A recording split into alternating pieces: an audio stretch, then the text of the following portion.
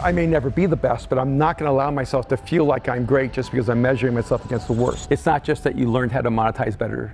You actually understood your value better. You understood that your contribution actually mattered. I was never average. I was always below average. I was afraid to put myself out there because I was afraid that I would prove that I wasn't anything. One of the things I cannot stand is when a person chooses apathy, because apathy literally means the absence of passion. You cannot live the life God created you to live without passion. I believe that everyone is born with that form of genius. There's a unique giftedness that's wired into us.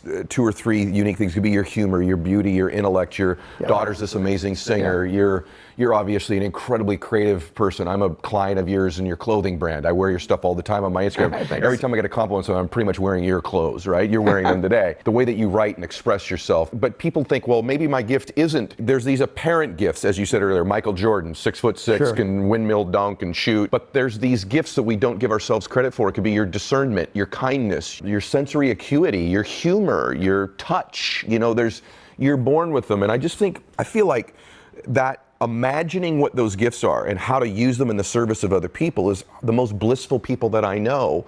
And they're across the board. They're school teachers and they're CEOs that are multimillionaires. And both of them, what they have in common, if they're happy, if they're successful, A, in my opinion, they know Jesus, and B, they know who they are with their gifts, and they're imagining, I love your word, different ways to use them to serve other people. You seem to do that all the time. If it's your clothes, it's your the writings are just unbelievable. Do you ever feel like people feel, hey, you're a pastor, you should stay in this box over here doing that? They've been telling me to stay in my box all my life. Have they? Seriously? But you know, as a designer, I want to add to that. As a designer, what I've come to believe is the most beautiful color is love.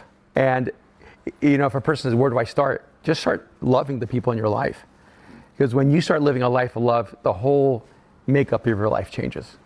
You know, because if all of us are here to create a work of art, and a part of what always haunted me was, would I ever create that one work of art that I was born to create? And one of the things I think that I've come to grips with in my life is the most important work of art in your life is your life. And that's really your great masterpiece. But when I write, when I design, when I create, I'm actually trying to bring something to the world. I'm trying to give people the material from which they can create a more beautiful life for themselves.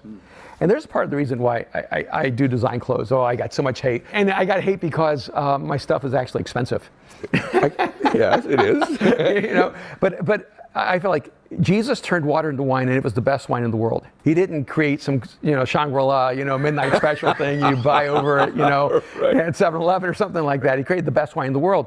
And so when I design clothes, I go, I want to aspire to create the best clothes in the world. Mm-hmm. And I want to always measure myself against the best of the best, whether it's Louis Vuitton or Michael Jordan or whoever it is. And I may never be the best, but I'm not going to allow myself to feel like I'm great just because I'm measuring myself against the worst. Well, about that, I want to ask you about that. One of the things I've seen you get passionate about that I'm kind of crazy about too is this settling thing in life. Like, it's hard for me, this topic, because, there's a part of me that, people will say, when's enough enough? For me, at no point in my life was there a real desire to get rich. And by the way, I don't think there's anything wrong if that's a desire. It wasn't mine. Mine was, I'm left-handed. I think I'm very creative. So for me, similarly to you, I just learned to monetize it better than you did, as we've joked about. But I'm a creative person. I like expressing myself, creating businesses, creating products, creating thoughts and concepts. More than I was like really intentional about getting wealthy, right? But I don't want to ever settle for the lack of expression of whatever those gifts are. I feel like these gifts are muscles that we can build as well. Absolutely. And I see so many people in life, for whatever excuse they come up with, they just settle. They just go, this isn't, okay. And there's this point where that genius does begin to die, even if they kindled it later. They're in their 20s, they were successful, and then, they just kind of called it quits at 30 years old or 40 years old or 60 years old. How do you feel about that? Is there some obligation we have, if it's the right term, to not settle in our lives? Absolutely. And one of the things I would say is that it's not just that you learned how to monetize better. You actually understood your value better. You understood that your contribution actually mattered. And if something matters in the world, it needs to be resourced. Because if it isn't resourced, then it doesn't replicate. And one of the things that sometimes we forget is that money is the best evidence of our value. It shows us what we care about in life. I've spent my life in like this overwhelming haunting that I would settle for too little, that I would never live my life with the full intention that God created me to live.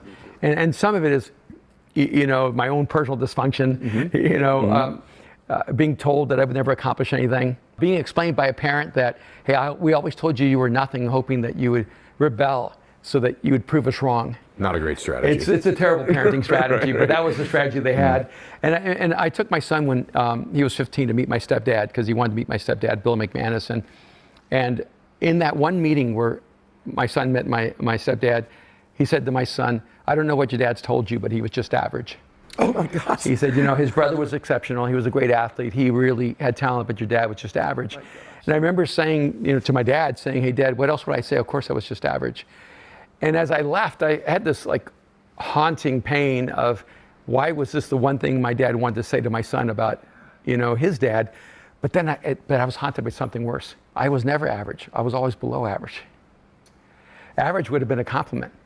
I was afraid to put myself out there because I was afraid that I would prove that I wasn't anything. And I think a lot of us settle, not because we don't have aspirations, but because we're terrified that if we try, it will prove everyone else right, that we're less than we hoped. And so I've lived my life as a metaphor. People told me, I was super shy, super introverted, super reclusive. And so I told myself, I'm gonna put myself out there. I'm gonna learn how to become a communicator. I'm gonna learn how to be a leader. When someone told me I couldn't do something, I just went out and did it. Until people tell me, you're a pastor, you can't do this, I just go break the stereotypes and do it. I became a designer years and years ago because I felt like creatives were not given value in the church. That creativity was seen as almost against God. And I became an entrepreneur because I felt like, especially Latins, were so passive. They kept waiting for someone else to change their fortune. I said, no, as a Latino, you have to go create a new world. You have to believe in your dreams. You can actually aspire.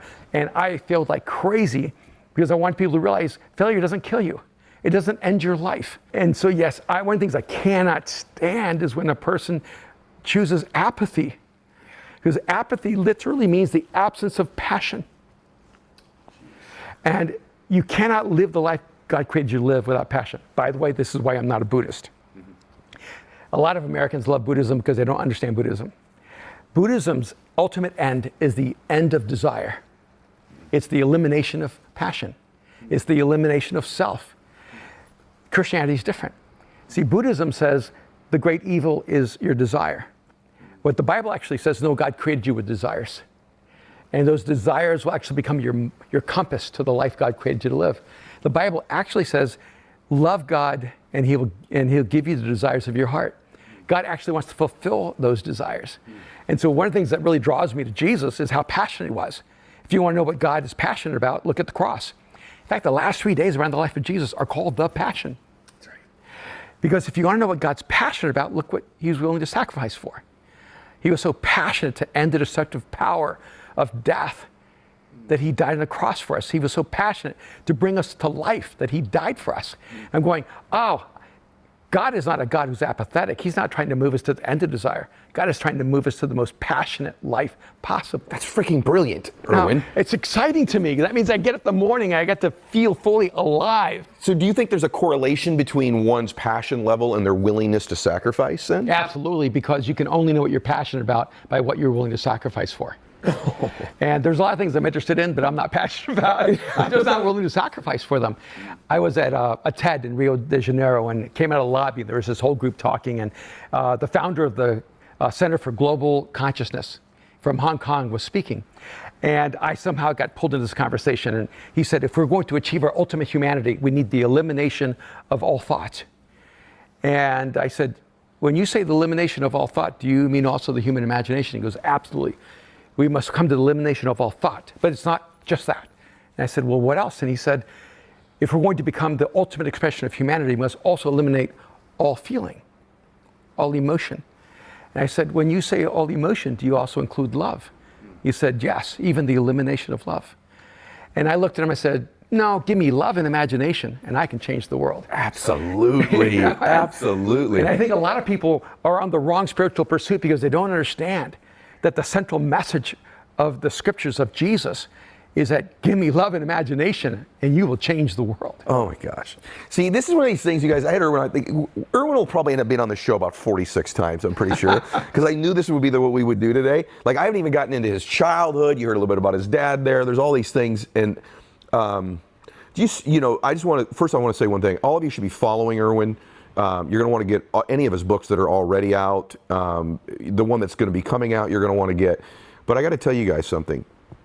I started the show by saying that I really believe you're unique and special because of your entrepreneur background, because of how creative you are. You're a contrarian thinker, but a man who believes in a very deep faith that he's carried for a long time. But you're still a contrarian thinker, and I love that about you.